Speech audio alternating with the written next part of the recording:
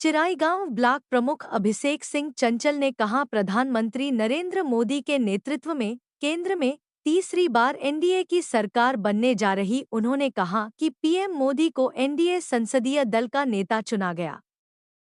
भारत को 2047 में विकसित भारत बनाने के दृश्य संकल्पना को और मजबूत करता है। पीएम मोदी नए विजन के साथ आगे बढ़ेंगे। एक रिपोर्ट शत्रुघ्न सिंह के साथ। तो इस बार यूपी में बीजेपी को बहुत ज्यादा सीटों का नुकसान हुआ, तो क्या इससे योगी जी या मोदी जी के छवि के ऊपर कोई असर पड़ेगा? नहीं नहीं, बिल्कुल नहीं। मोदी जी और योगी जी की लोकप्रियता या छवि में कोई कमी नहीं आई है।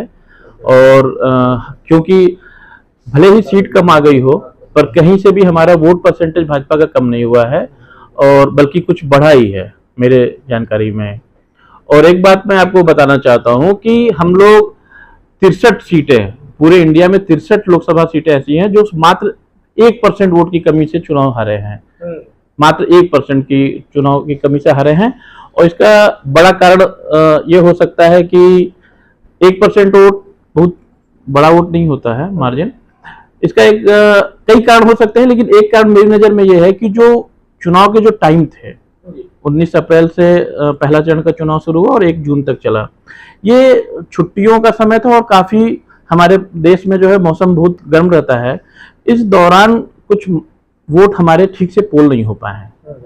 तो इसलिए मुझे नहीं लगता कि कहीं से हमारी लोकप्रियता में कमी आई, या हमारी पार्टी की लोकप्रियता में, या हमारे देश के यशस्वी प्रधानमंत्री श्री नरेंद्र मोदी जी की लोकप्रियता में कोई कमी आई है। क्या एक दूसरा कारण यह भी हो सकता है कि जो इस बार गर्मी थी, वो पिछले कई वर्षों का रिकॉर्ड तोड़ रही, तो क्या ये तो मैंने बोला है कि जरूर थोड़ा बहुत मौसम की वजह से कुछ वोटर कम निकल पाए होंगे, इसकी संभावना व्यक्त की जा सकती है। प्रमुख जी, एक सबसे बड़ा सवाल ये है कि योगी जी चाहे सरकार आई और इनको पूरा मैंडेट मिला, ये खुल के इन्होंने जो डिसीजन लेना था लिया, लेकिन इस बार ऐसा नहीं है। इस बार गठबंधन की सरकार है। हालांकि गठबंधन तो हर बार था, लेकिन इस बार डिपेंडेंट है ये गठबंधन के ऊपर। तो क्या आपको लगता है कि इस बार काम करने के तरीके में कोई कमी आएगी या कुछ रुख नरम होगा? देखिए, 2014 में भी हमारी पूर्ण बहुमत की सरकार थी, 2019 में भी पूर्ण बहुमत की सरकार थी, लेकिन तब भी हमारी पार्टी ने कभी अपने अलायंस या अपने गठबंधन की कोई अनदेखी नहीं करी। तो आज क्या कहते हैं, गठबंधन पूर्ण बहुमत न होते हुए भी गठबंधन हमारे साथ है पूर्ण रूप से, और पूरा सहयोग मिलेगा मोदी जी को। और मोदी जी का जो कार्य करने का तरीका है, जो व्यक्तित्व है, वो गुजरात से लेकर के यहाँ अपने देश में, वो कभी दबाव में काम करने वाले व्यक्तित्व नहीं है। और देश के विकास के लिए, जनता के विकास के लिए वो खुल के काम करेंगे, बिल्कुल ये पूरा विश्वास है हम लोगों को। और 9 जून को जो है वो तीसरी बार जो है प्रधानमंत्री का पद शपथ ग्रहण करेंगे। इसकी हम लोगों में बहुत खुशी है, पूरे पार्टी कार्यकर्ताओं में बहुत खुशी है इस बात को लेकर के।